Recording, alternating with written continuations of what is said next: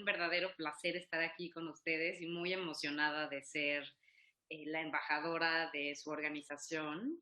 Y eso, me tengo el corazón muy contento. ¿Quién es Maya Zapata? ¿Qué hace Maya Zapata? Bueno, yo soy de actriz, digamos, de origen. Empecé a los 6 años actuando en películas. Y más tarde, cuando tuve que decidir a qué me dedicaba, primero pasé por la antropología social y después tuve que decidir entre si ser actriz o ser antropóloga. Y finalmente decidí que iba a ser actriz, pero iba a interpretar a personajes que tuvieran algo importante que decir y que ofrecieran un servicio allá afuera, ¿no? Para mí era muy importante eh, darle voz a aquellas voces que no son escuchadas. Y pues eso es lo que he hecho durante toda mi carrera hasta ahora. Ahora soy muchas otras cosas. Soy productora de teatro, soy escritora, escribo cuentos, guiones, ficción, digamos, en general.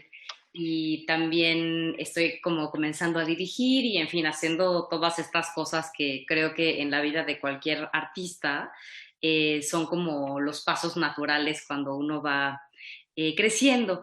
Y también, paralelamente, siempre ha sido muy importante para mí, lo he hecho a través de mi trabajo, como hablar de las cosas que para mí son importantes, hacer mis luchas a partir de mi trabajo. Tengo una frase que a mí me gusta mucho, que es que hagamos de nuestro trabajo nuestro principal activismo. Y eso es lo que he intentado hacer a lo largo de mi carrera. Con mi carrera he hecho muchas películas, muchas de ellas son cine de autor, algunas otras como Casi Vivas, por ejemplo, que es una película que le tengo mucho cariño porque interpreto a una oaxaqueña, una mujer oaxaqueña, que es muy inteligente, que se da cuenta de lo importante de educarse, porque ella termina siendo una maestra rural, pero antes coquetea, digamos, con la fama y estas cosas, o con las ganas de obtenerla, y finalmente se da cuenta de quién es ella en realidad. Entonces, esa es una de las películas que más me gusta porque refleja un poco de lo que yo quiero decir, ¿no? Encontrar siempre el objetivo, el alma, digamos, de lo que realmente queremos hacer, de la huella que queremos dejar en este mundo. Y esa película con el arco de Francisca Jorge, que es el personaje que yo interpreto, y también de los otros personajes, lo refleja muy bien, ¿no? Este, y pues nada, he hecho muchas películas, entre ellas De la calle fue la primera película que hice que habla precisamente sobre los niños de la calle, sobre este fenómeno. Está basado en una obra de teatro muy conocida, que fue muy conocida en los ochentas, que se llama igual, tiene el mismo nombre, De la calle, de Jesús González Dávila. Se presentó durante muchos años con mucho éxito aquí en el Julio Castillo y hablaba de este tema, hablaba de la infancia en la calle, de lo duro que es eso, pero cómo a pesar de lo difícil que pueda ser la vida, los sueños no se acaban, ¿no? No, los seres humanos nunca dejamos de soñar y de buscar un estado de vida mejor del que tenemos. Y para mí esa es como mi película más querida, más que llevo en la entraña de mi ser, que le tengo muchísimo cariño, y fue por esa película que me reconocieron con el premio Ariel a la mejor actriz. Y bueno, he hecho otras películas como Border Town, que esa hablaba sobre los feminicidios en Juárez, y yo era una sobreviviente de estos ataques. Y es una película que viajó. La intención precisamente de esa película era llevar este tema a que lo conocieran en otros lugares del mundo, para hacer ruido y que bueno, esto sumara para esclarecer, ayudar a esclarecer qué era lo que había pasado con todos estos asesinatos no resueltos, ¿no? En fin, he hecho a lo largo de mi carrera y de mi vida hacer que esta carrera que puede ser tan frívola muchas veces y tan de dobles discursos también, ¿no? Es una carrera donde, por un lado, efectivamente puedes ser como una voz que lucha en contra de las injusticias y por otro lado también somos súper frívolos y entonces hay que tratar de encontrar una congruencia y eso es lo que yo he intentado. No, no soy perfecta, sin duda tengo muchas deficiencias, pero intento ser congruente en la medida de mis posibilidades. Me encanta y bueno, pues muchísimas felicidades primero por tu trayectoria. Yo quisiera preguntarte específicamente en esta parte que nos compartes de todo lo que de todo lo que has hecho. ¿Cómo nace tu pasión por dedicarte a lo que te dedicas? ¿Cómo nace tu pasión por el teatro? ¿Cómo nace tu pasión por el cine? ¿Cómo nace esta parte de querer ser actriz? Porque empezaste súper chavita, o sea, de niña prácticamente. Exactamente, empecé a los 6 años y empecé porque mi mamá también era actriz y era mi manera de estar cerca de ella, porque muchas veces trabajábamos juntas y esa era la manera en la que podía estar cerquita. Además de que me pareció un juego espectacular hacer teatro. Eh, que es precisamente, lo he dicho siempre, que el cine en ese momento, porque era el espacio en donde yo me estaba desarrollando, el cine se convirtió en mi escenario resiliente. Para mí era muchísimo mejor estar interpretando otras historias y estar jugando a contar otras historias que vivir mi propia experiencia. Yo tuve una infancia muy dura como muchos niños en el mundo, pero bueno, ser criada por una mujer, una madre soltera en ese momento, porque mi papá es esquizofrénico y entonces pues no estaba allí porque él estaba en su propia locura, entonces era como muy complejo, sobre todo cuando estaba chiquita, la relación con mi mamá, porque mi mamá obviamente me quería proteger, pero también el vivir con una madre soltera pues implica cierto abandono, desde luego. E implica que los otros adultos a cargo no necesariamente pues son las personas más adecuadas para cuidarte, ¿no? Y los niños son vulnerables, son las personas más vulnerables del mundo, porque no dependen de ellos mismos, sino dependen de alguien más y dependen de la buena voluntad y de la inteligencia, de lo preparados que estén para poder cuidar a otra persona. Somos muchos adultos que andamos por ahí tratando de cuidar niños y no necesariamente sabemos hacerlo bien, ¿no? Entonces, claro, para mí tuve una infancia muy compleja, y el lugar en donde más segura me sentía y donde mejor, donde mi vida era de colores, era haciendo películas, estando en un set de cine. Y si no era un set, entonces también era un escenario, ¿no? Hice muchas obras de teatro sobre Cricri y me encantaba jugar y, ¿sabes?, abstraerme. Eh, y sin duda es una herramienta extraordinaria el teatro para entender cosas, para darle fuga a emociones. Yo me acuerdo en ese momento que a mí me gustaba usar el teatro para quitarme todo este dolor que yo sentía por dentro, que no podía expresar, porque además cuando vives en una situación de violencia, ¿no? O vives una realidad violenta, por decirlo de otra manera, claro, uno de repente, como niño, te da por cuidar a tus papás, te da por cuidar a mí me daba por cuidar a mi mamá para que ella no sufriera, ¿no? Por las cosas que me estaban pasando. Entonces, lo hizo más complicado para mí. Y claro, como eso era un secreto, pues tuve es mi manera de sacar como todas esas emociones que estaban dentro de mí, las podía dejar fluir a través de la ficción que estuviera interpretando en ese momento. Entonces, pues claro, ser actriz me salvó la vida. Por eso, cuando tuve que decidir entre qué iba a ser, si antropóloga social, porque claro, con la antropología yo podía intentar contestarme estas preguntas de por qué somos tan diferentes, por qué hacemos Claro. grupos, por qué hacemos tribus, ¿no? ¿Por qué esas tribus tendrían diferencias irreconciliables que no les permitiera como comunicarse y tener como vivir como en armonía, ¿no?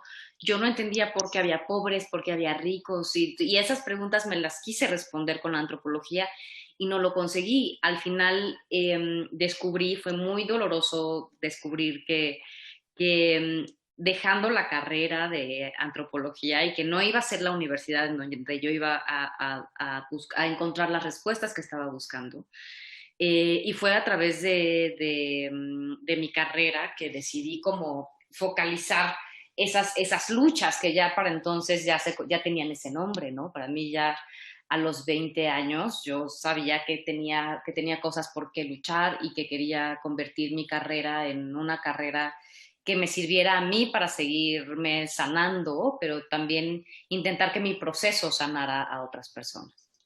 No, y me encanta eso que estás diciendo, porque justo el proyecto de Agenda Cero para trabajar con teatro, para trabajar con niños sobrevivientes de violencia, es justamente eso que estás diciendo, ¿no?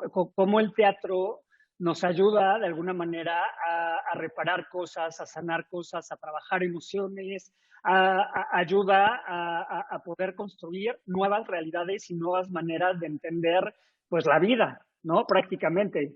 A mí me gustaría que tú desde esa parte que nos estás comentando nos pudieras explicar cómo funciona esta parte, esta magia del teatro, cómo funciona esta parte del teatro como una herramienta, como un recurso resiliente para trabajar diferentes causas, diferentes luchas, diferentes temas y la efectividad que tiene, ¿no?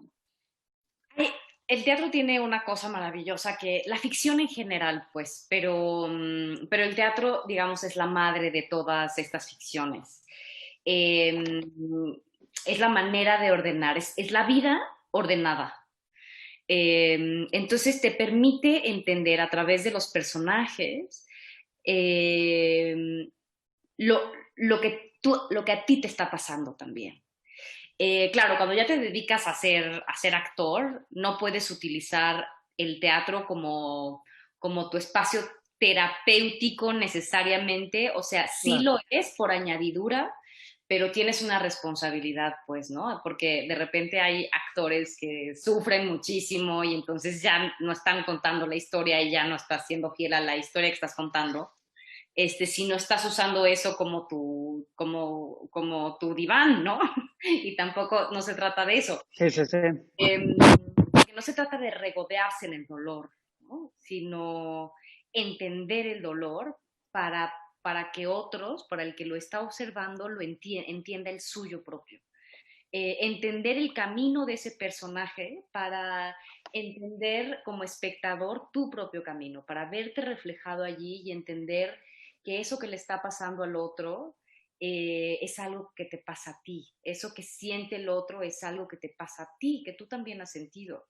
Creo que es terapéutico tanto para quien vive el teatro como para quien lo recibe. Y por eso es una herramienta tan revolucionaria y tan necesaria para sanar los grandes conflictos que nos aquejan en el mundo, ¿no?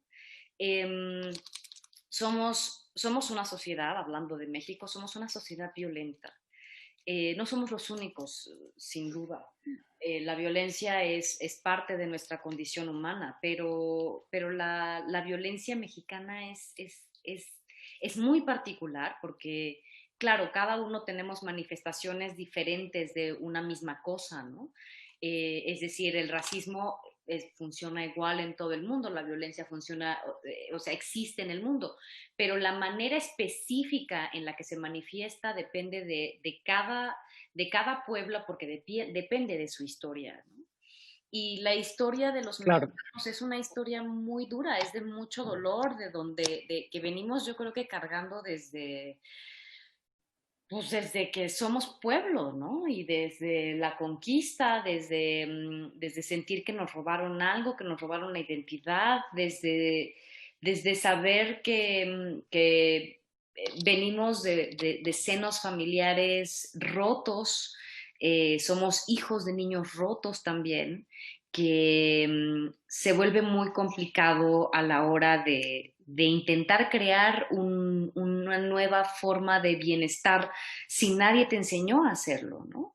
Y creo que el teatro y las artes narrativas en general tienen el poder de transformar a la gente. Por eso fue que nunca hice telenovelas, nunca acepté hacer telenovelas, eh, porque las telenovelas dañan a la gente.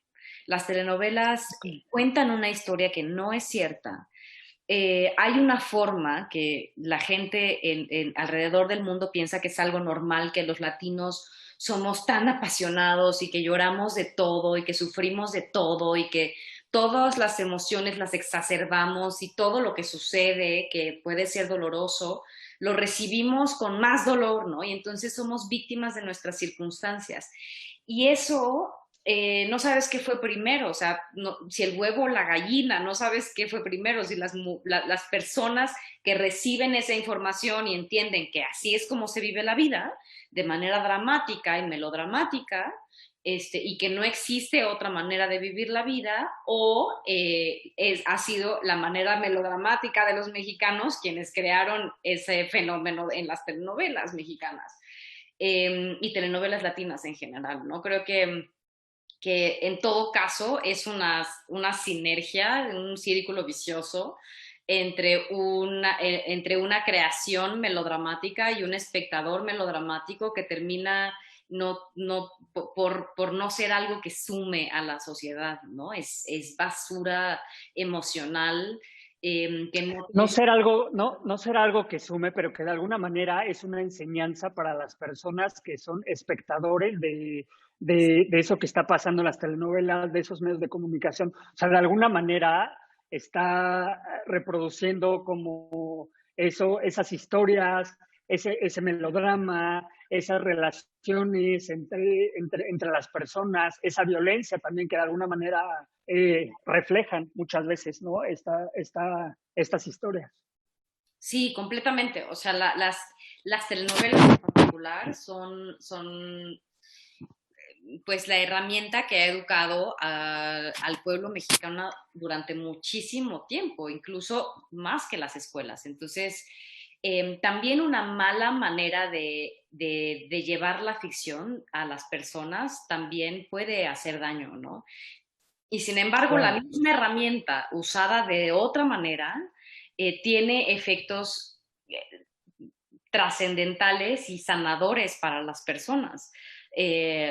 O sea, por eso cuando hay entrenadores que están entrenando a sus equipos de fútbol y tal, les enseñan películas que los hagan sentir bien, ¿sabes? Películas de personas o de equipos que hayan pasado por lo mismo, ¿no? Para poder entender este espíritu de lucha y no perderlo. Incluso aunque no ganes la medalla máxima, pero entender que la ganancia está en hacer la lucha, en intentar jugar de la mejor manera y sentirte bien haciendo lo que haces y disfrutando el camino, ¿no? Y el aprendizaje recibido, recolectado de esa experiencia.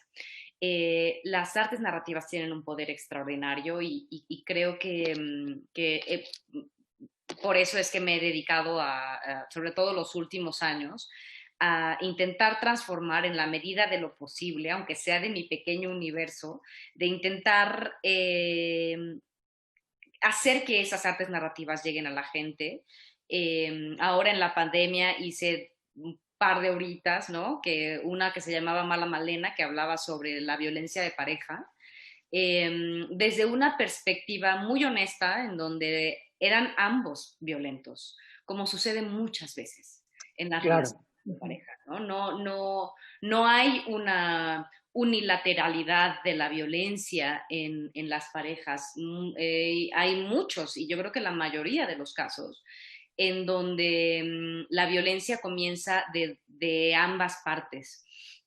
Eventualmente gana el más fuerte y el más fuerte en su versión más salvaje. Eso quiere decir la violencia física, la fuerza física. Entonces, por supuesto, termina ganando la fuerza masculina, pero no es que necesariamente y en todos los casos, porque efectivamente sí hay casos en donde las mujeres se alienan absolutamente y se olvidan de su poder, por ejemplo, ¿no?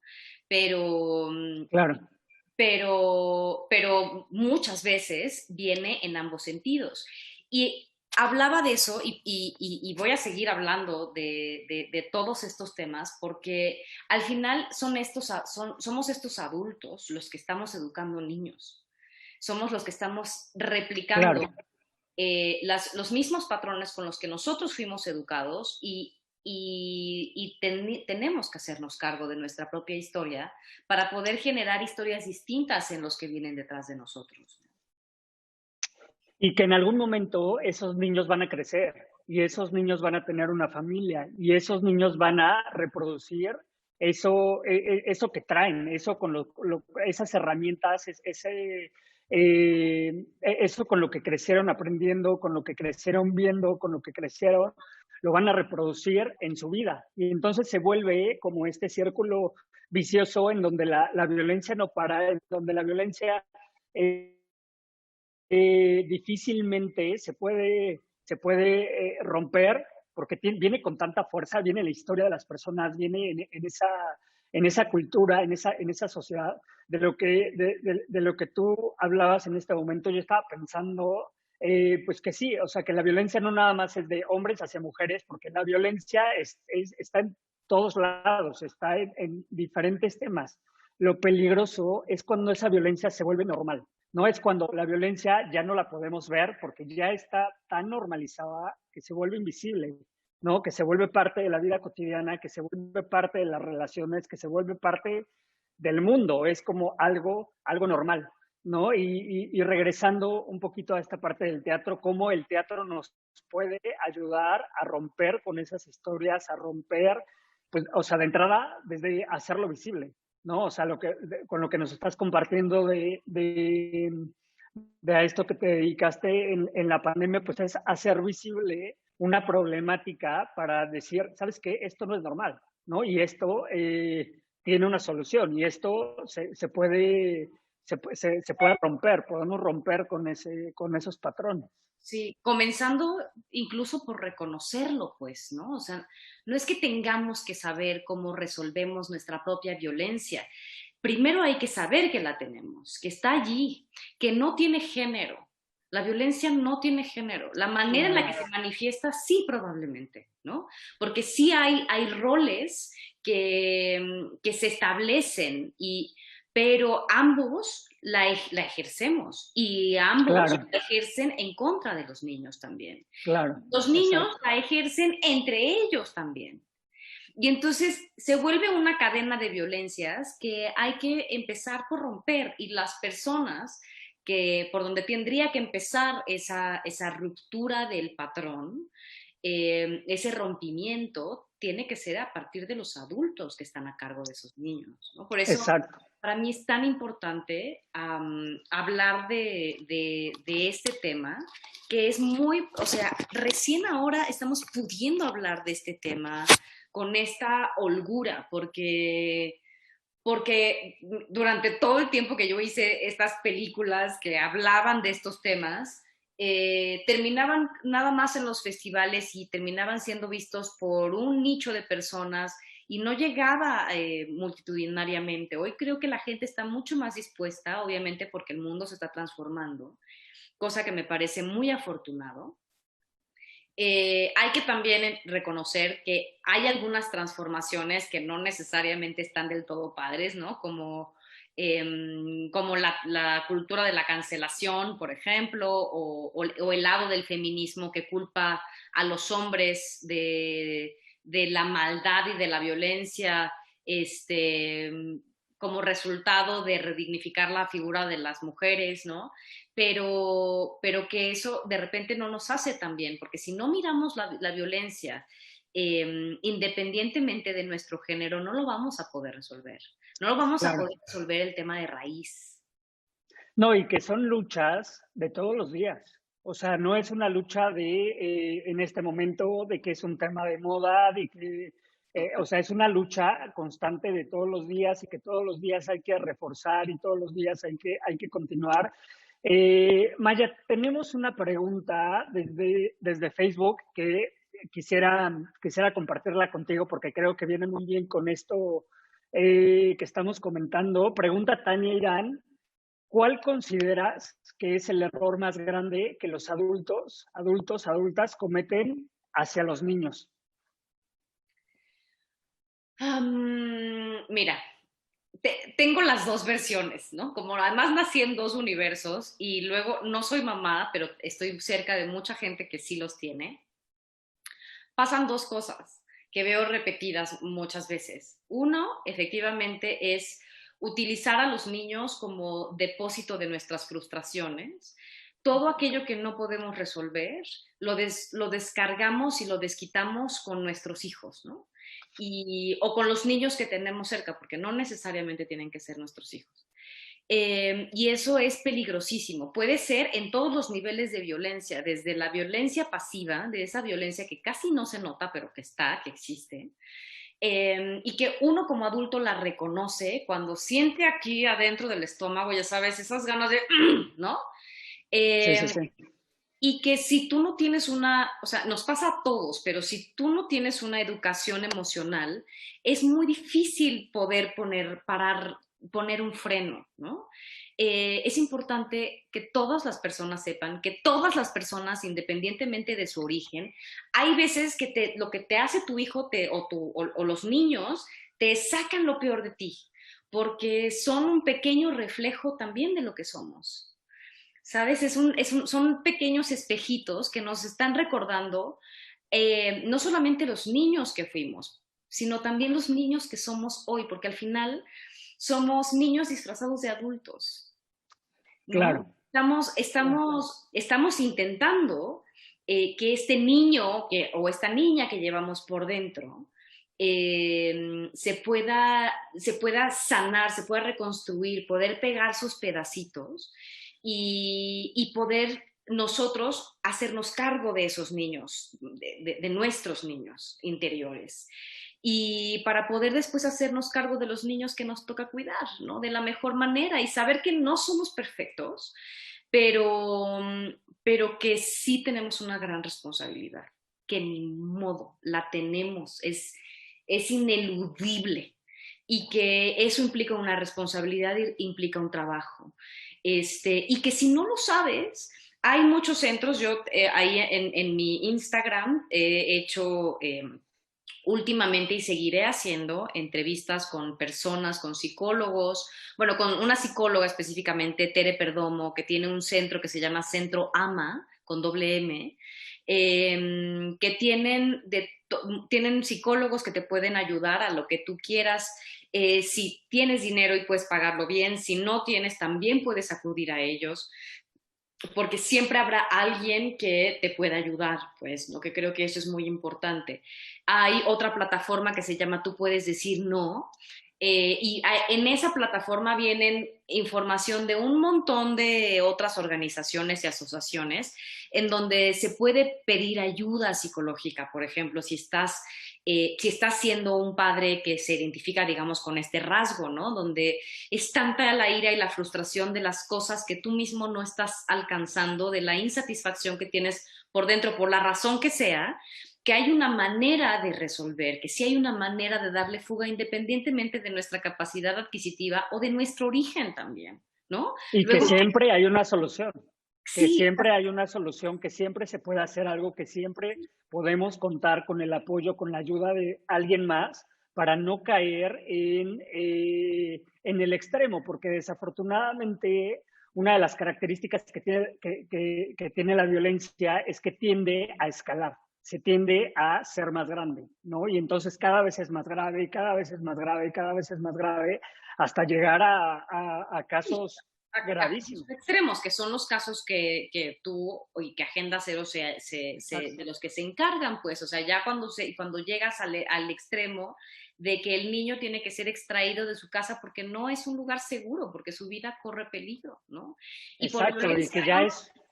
Sí, que ya es otro trabajo ahí. O sea, ya lo que hay que hacer es otro trabajo con el niño porque también hay un efectos y hay consecuencias de esa violencia en la vida de los niños, ¿no? Entonces ya, o sea, es como poder identificar diferentes etapas, ¿no? Los niños con los que trabajamos, siempre hemos dicho que son los niños más violentados de los violentados, pero ahorita con el tema de pandemia, con el tema de quédate en tu casa, con el tema, la violencia en los hogares está creciendo muchísimo, ¿no? Entonces, ese mensaje que estás diciendo y dirigirte directamente hacia papás, hacia mamás, hacia esas familias, me parece fundamental. sí, creo que es muy importante eso, como primero no juzgarnos, ¿no? Si, si, has, si eres un golpeador, una persona que ha violentado a su hijo, porque probablemente así fuiste educado tú, ¿no? O estuviste cerca de la violencia en cualquiera de sus formas, es casi imposible no replicarla, aunque sea en una pequeña medida. Es muy difícil no. Y, pero lo importante es que no nos juzguemos. Ahora creo que al hacer esto, al hablar de la violencia y al hablar de todos estos temas, también se monstrifica a las personas que violentan.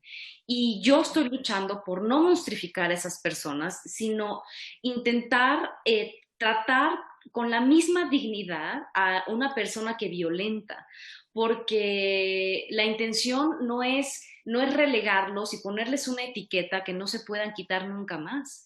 Mi intención es que esas personas puedan mirarse y encontrar una segunda oportunidad, una manera de transformar sus experiencias en una pues más bonita, más amable, ¿no? Y construirte un universo más amable, porque se puede, porque se Porque sin duda también las personas que de alguna manera son violentas, hay una historia detrás.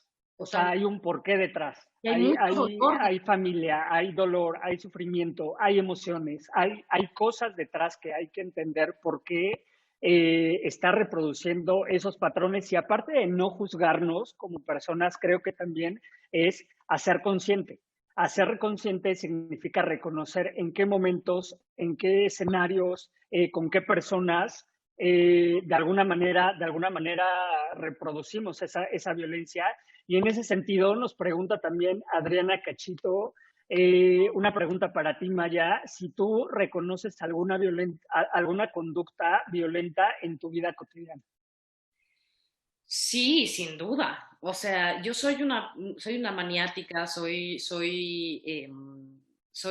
perfeccionista, y desde luego que, sobre todo cuando empezó la pandemia y a la mitad de la pandemia me volvió a dar otra vez, esta frustración frente a qué va a pasar, no tengo, o sea, mi vida, me cambió la vida, no tengo control sobre nada, y entonces yo empiezo a sentir como, sabes, aquí adentro de mí, porque además fui educada así, fui educada para ganarme el amor siendo perfecta, porque no había de otra, ¿no? Porque mi mamá, ella estaba tratando de educar a una mujer fuerte por si ella me faltaba algún día, ¿no? Porque además mi mamá se enfermaba mucho en una época de su vida. Entonces, ella estaba intentando, y además estaba criando a una niña en un mundo machista, porque ella sabía que este era un mundo machista, suficientemente fuerte para poder defenderse en la vida, ¿no? Y entonces eso implicaba pues fui educada como un hombre, básicamente, ¿no? No puedes llorar, no puedes mostrar tus emociones, no puedes mostrarte frágil, no puedes mostrar ninguna clase de debilidad, porque si muestras una debilidad siendo mujer, te pasan por encima. Y hoy me cuesta mucho trabajo vulnerarme, me cuesta mucho trabajo y claro, también por eso soy actriz, porque a través de la ficción me vulnero enseguida, no me cuesta ningún trabajo vulnerarme porque estoy prestando mi ser humano al servicio de otra persona, ¿sabes? Al servicio de un personaje. Entonces es un acto de empatía, un acto de amor, pues, ¿no? Porque uno está sirviendo a alguien más, que a su vez su historia sirve a alguien más. Pero yo en mi vida normal, en Maya, la de diario, la que está aquí con ustedes, me equivoco mucho y me juzgo mucho. Yo creo que soy mi juez y mi crítico más duro, ¿no? Y tengo gente que me ama como soy, ¿no? Tengo a mi hijastra y tengo a mi marido y a mi sobrina que está por acá al lado y a toda la gente que está alrededor que me ama y me conocen y saben cómo soy. Eh, Porque además es muy importante también decir que todas estas relaciones hay amor de fondo. Los niños nunca dejan de amar a sus papás, no importa cuán violentos hayan sido con ellos. Totalmente. Incluso aunque digan que no los quieren, hay dentro de ellos un amor que no se puede negar, porque hay un lazo que no se va a romper con nada. Ese lazo no se rompe con nada. Y siempre existirá ese deseo, aunque seas un adulto, de recibir ese amor y sobre todo de tener el derecho de amar a esa persona, y que es un proceso que hay que hacer, que retomar el amor hacia las personas que nos dieron la vida, porque si no, no hay manera de seguir, de reconciliarte, ¿sabes? O sea, tienes que encontrar, por lo menos desde mi experiencia, tienes que volver a reconectar con el amor que mereces, que tienes derecho a tener por tus padres, no importa cuánto se equivocaron al criarte, al estar o no estar también, ¿no? Eh, Totalmente. Parte del proceso, ¿no? Entonces, sí, yo soy muy dura conmigo, me cuesta muchísimo trabajo, pero también soy una persona que tiene mucho trabajo emocional y me ha costado muchísimo. Llevo muchos años en terapia desde que tengo 14 años. Tengo mucha experiencia con muchas terapeutas. Soy una apasionada de la psicología y de la mente y de tal. Este, de las filosofías del budismo, por ejemplo, que me parece que es una filosofía extraordinaria. En fin, hay herramientas y sobre todo hoy que la información está en todo, o sea, el Internet, la gente que puede acceder al Internet, tiene la posibilidad de encontrar información que antes no estaba asequible, ¿no? Que no estaba a la mano. Hoy la información y esa información también, la información que nos sirve para aclararnos un poquito el alma y el entendimiento, está allí también en Internet.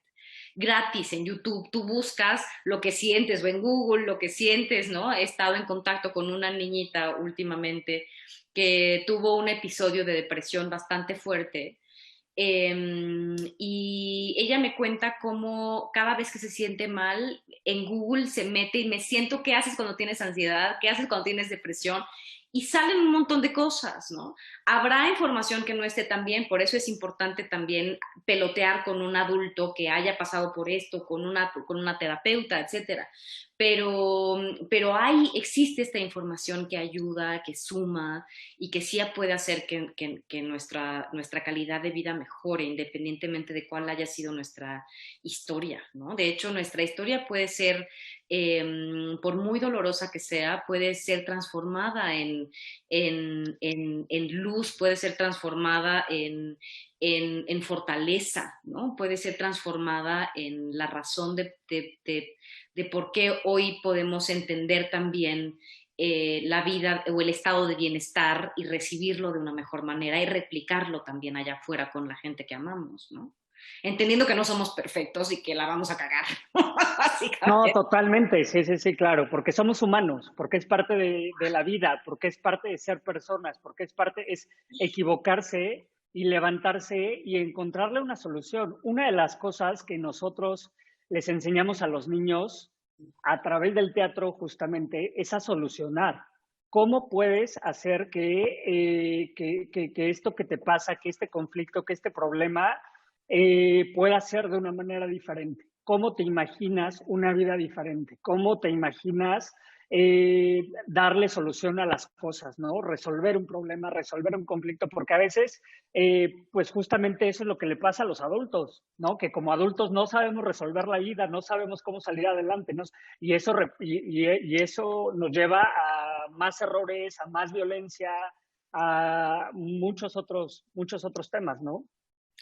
Sí, sí, sí, sí, sin duda, sin duda. Es, Es, es, es parte de... Maya, quisiera platicar un poquito ya hacia esta segunda parte, hacia esta parte del live sobre la campaña Voces. La campaña Voces, para quien no sepa, es una campaña organizada por Agenda Cero para darle visibilidad a la violencia infantil. El tema de la violencia, como hemos comentado, pues es un tema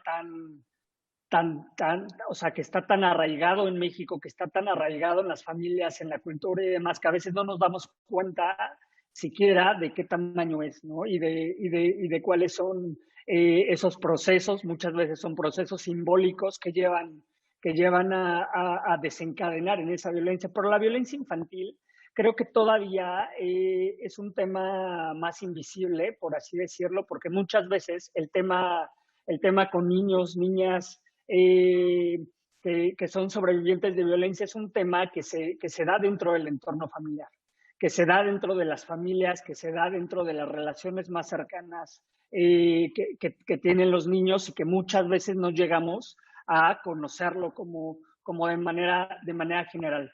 El objetivo de la campaña Voces es darle luz, darle voz a todos esos niños, ¿no? Que de alguna manera pues nos hemos encontrado en el camino de Agenda Cero a través de los talleres, a través de diferentes experiencias que nos hemos encontrado en esta parte operativa de la fundación, y es darle voz a todos esos niños, ¿no? De alguna manera poder decir, esta es la problemática, esta es la situación que existe, esto nos está llevando a muchísimos niños, más de los que quisiéramos y más de los que conocemos.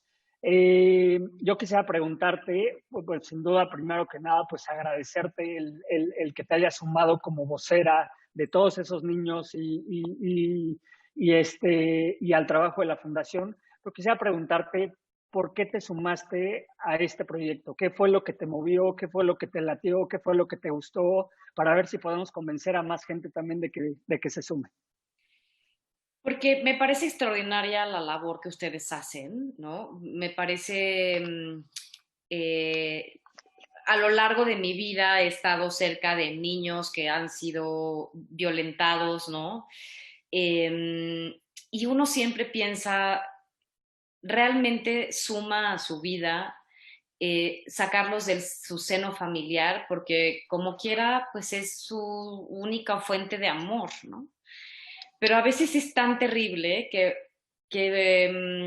dices, bueno, a lo mejor existe otra posibilidad. Creo que lo que ustedes hacen al acercarse a estos niños que son los más violentados de los violentados y que fue a tal nivel que salieron de sus casas y que están en orfanatos o en lugares en refugios, en donde estos niños están allí un poco a la deriva, ¿no? Y es una experiencia durísima para cualquier niño. Entonces, creo que fundaciones como la de ustedes me hacen dormir tranquila para empezar, ¿no? Me da esta sensación como de hay alguien que les está enseñando cosas. Sé perfectamente que la infancia puede ser un espacio, un episodio en la vida durísimo, y que sin embargo hay muchas historias a lo largo del mundo donde esas infancias durísimas luego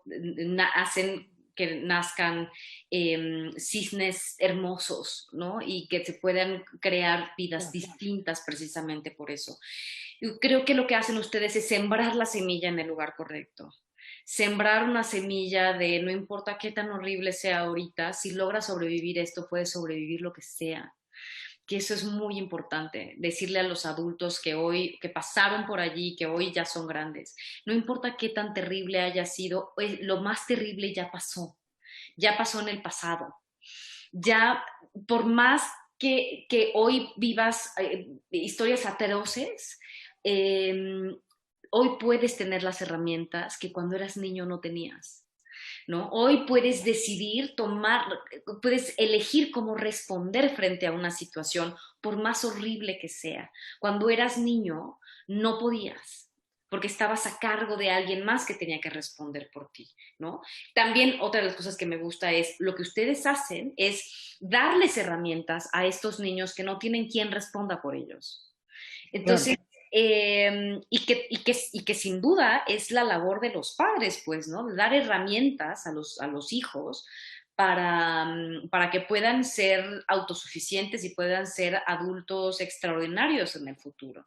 Una de Eh, las cosas que decimos es que lo que hacemos es que aprendan lo que no tuvieron la oportunidad de aprender en casa, ¿no? O la oportunidad de aprender en familia. No es como de alguna manera recuperar esa enseñanza y poder hacer ese derecho que tienen las niñas, los niños, de tener una vida libre de violencia, ¿no? Como cualquier persona, como cualquier niño. sí, exactamente. Sí. O sea, me parece fundamental que ustedes hagan eso, necesario. Me parece que tienen que seguir creciendo, ¿no? Esa es la razón por la que me sumo a ustedes, porque, y después vamos a traer una tropa más, ¿me entiendes? Porque de lo que de lo que se trata esto es que no se quede nada más en el deber ser, pues, ¿no? Cuando tú has pasado por esto, cuando tú tienes una experiencia tan dolorosa, que hoy, por fortuna, porque tuve una madre extraordinaria que por más que vino de un seno súper pobre y que fue muy complicado para ella la vida y hacerse cargo de dos hijos sola, y aunque cometió muchísimos errores y aunque ella me educó y no se educó como la educaron a ella, incluso mejor, ¿no? Pero fue inevitable que cometiera errores de ese estilo. Y sin embargo, es una mujer extraordinaria. O sea, es una mujer que hoy Claro. es para mí ¿sabes? Es mi estandarte, mi ejemplo más importante, mi inspiración más grande. O sea, es una mujer extraordinaria. Pero, claro, cuando tú pasas por una infancia rudísima, hay y te sanaste y puedes lograr tener una vida bonita y tienes una experiencia de vida amorosa, que si bien pueda no ser perfecta, está lejos de ser la experiencia que viviste. Y claro, cuando estás allí, pues quieres compartir esto con mucha gente y quieres ayudar a otras personas a que, sabes, a abrirles un poquito el camino y que vengan y que sepan que la vida puede ser bonita, pues que no es la experiencia de una persona, no necesariamente tiene que quedarse en las cifras chiquitas, que podemos crecer y engordar esa cifra en la medida en la que encontremos además las herramientas y los vehículos para poder crecer las cifras de las personas felices que son resilientes, pues, ¿no? Que han sido capaces de superar el trauma y generar una vida y crear una vida más bonita. Yo soy una firme creyente de que eso se puede. Eh, que todos nacimos, regresándonos al inicio de los tiempos, todos nacimos siendo salvajes y sobreviviendo, y que hemos ido evolucionando, ¿no? Y que hay unos que han evolucionado más que otros, digamos, me refiero a países que viven en estado de bienestar Claro. mucho mejor que nosotros, o mucho más que nosotros, pero eso no quiere decir que nosotros no podamos alcanzarlo, ¿no? Pero hay que trabajar, hay que hacer un Hay trabajo que trabajarlo súper y sí. que ese debería de ser el objetivo de la vida, ¿no? De las personas, de la vida. Eh, Digo, creo que esto no te lo había comentado en algunos momentos lo he comentado de dónde surge el nombre de Agenda Cero. Agenda Cero justamente surge con ese objetivo ¿no? Es una agenda de factores, una agenda de escenarios que producen violencia, que producen delincuencia, que producen este mundo tan horrible en el que no queremos vivir, y el cero como una meta. Que haya cero violencia contra niñas y niños, cero violencia contra las mujeres, cero discriminación, cero racismo, cero inseguridad, ¿no? Cero de manera general. Y que coincidimos, ¿no? Coincidimos en ese sentido y con ese objetivo. Maya, sin duda eso que dices, por supuesto, agradezco muchísimo la confianza porque de alguna manera estás confiando en el trabajo que hacemos en la fundación y eso nos fortalece a nosotros como equipo porque también lo que hacemos es transmitir esa confianza a los niños, poder transmitir esa seguridad, esa confianza, poderles enseñar que no todos los adultos los queremos lastimar y que puedan recuperar la confianza también en las personas adultas, ¿no? Porque como dices, también hay niños que independientemente de lo que les hacía papá o mamá, quieren estar con papá o con mamá, pero hay niños también que pierden esa confianza por el referente adulto de quien los maltrataba, ¿no? En ese sentido, nos pregunta Lala Paez, Maya, ¿tú qué qué le dirías a un niño, a una niña que desafortunadamente pues fue víctima de violencia y que ya perdió esa confianza en los adultos? Que no todos los adultos son igual, eh, que hay muchas personas dispuestas a dar amor, que hay que aprender a cuidarse, ¿no? Que si hay alguien que te está haciendo daño, es importante decirle a alguien del que tú sientas que puedes recibir ese amor. Que es importante contárselo a alguien que le tengas confianza y si no, grita. Es importante decir, cuando alguien te hace daño, decir no, no quiero, no tienes derecho a hacerme esto. Aunque seas quien seas, no tienes derecho a hacerme daño. Todo lo que me haga sentir mal es tu responsabilidad, adulto, no mía que soy un niño. Es tu responsabilidad, no mío. Mi responsabilidad es jugar y que tú me des una vida feliz.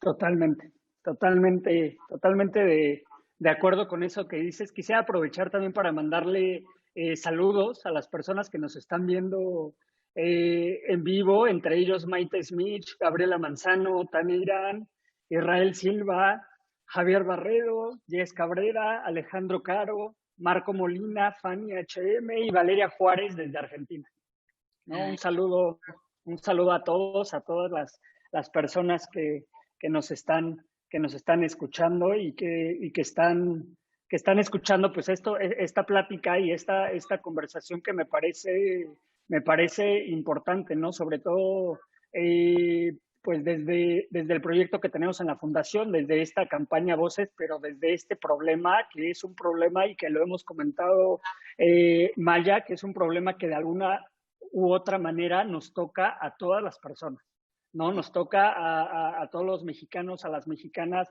por el simple hecho de vivir en esta cultura, por compartir este país, y que de alguna manera hemos estado expuestos, ya sea directamente o indirectamente, a toda esa violencia, ¿no? Y que en ese sentido, entonces, tendríamos nosotros alguna responsabilidad o algún que hacer. Yo quisiera que me ayudaras, Maya, a, para ir cerrando esta live, que nos ayudaras a darles un mensaje a todas esas personas de cómo pueden sumarse, de cómo pueden hacer algo, que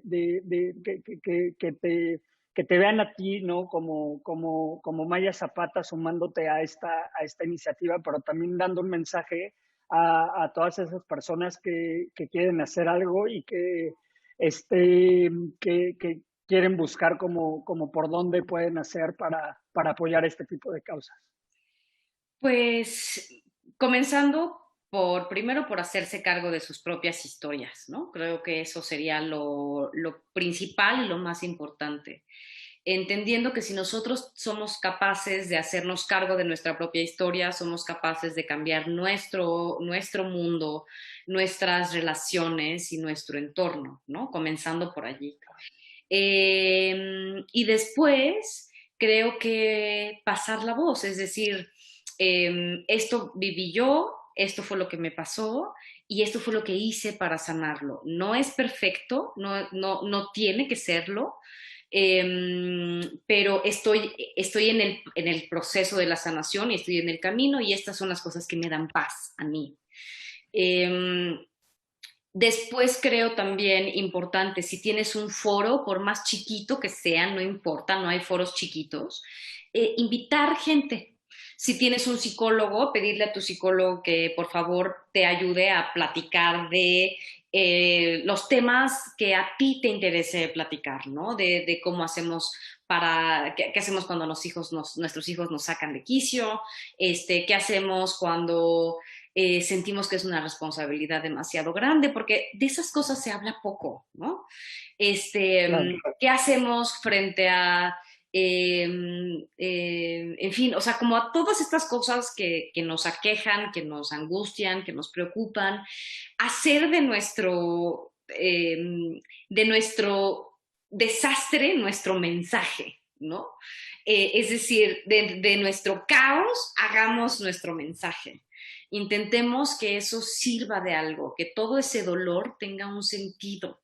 Y creo que convertirnos en una comunidad que nos ayudamos entre nosotros de esa manera, de una manera más honesta, creo que en donde nos abrimos y contamos qué nos pasa y cómo le hemos hecho, creo que siempre va a sumar. Creo que hoy además estamos en una época en donde luchamos todos por tener la razón, en donde todos estos conflictos sobre el racismo, sobre el feminismo, sobre el quién sabe qué, despierta más nuestras violencias, ¿no? Más que las resuelve. Si bien suman, por supuesto, y hay que hablar de estos temas, hay más una lucha por tener la razón que por querer hacer la diferencia. Y creo que empecemos por no agredirnos entre nosotros cuando hablemos de estas cosas, intentarlo por lo menos, y entendiendo, insisto, que no somos perfectos y que algún día se nos sale el diablo y ni modo, somos grandes y somos adultos y podemos pasar la página y podemos entender que cada momento es una nueva oportunidad, ¿no? Para hacerlo mejor. Y eso, y si hay una persona que está ejerciendo violencia sobre un niño, apuntarlo, pero no apuntarlo desde tú no deberías hacer esto, porque claro, nos despiertan las ganas de la furia, por supuesto, pero no funciona. No funciona cuando es con más violencia, no funciona cuando apuntas, porque hay tres dedos que te apuntan a ti también, ¿no? Violencia genera violencia. Sí, hay algo que tú podrías mejorar en decirle a la otra persona que puede hacerlo mejor, ¿no? Yo sin duda creo que hacerlo desde el amor, o sea, que el amor es el ingrediente que sirve para todo. Muchísimas gracias. Hemos llegado al final de este Facebook Live. Quisiera nada más cerrar, si nos puedes compartir tus redes sociales, algún mensaje que quieras dar final. No, pues nada, muchísimas gracias a los que se conectaron.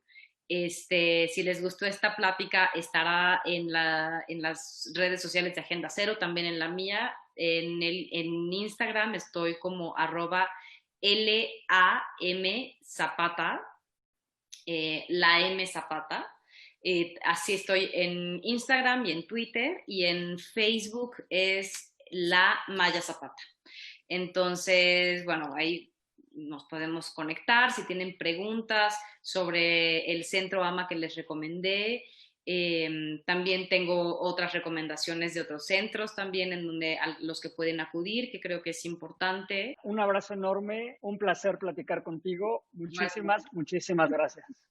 Muchísimas gracias a ti, Rodrigo, y muchas gracias a todos.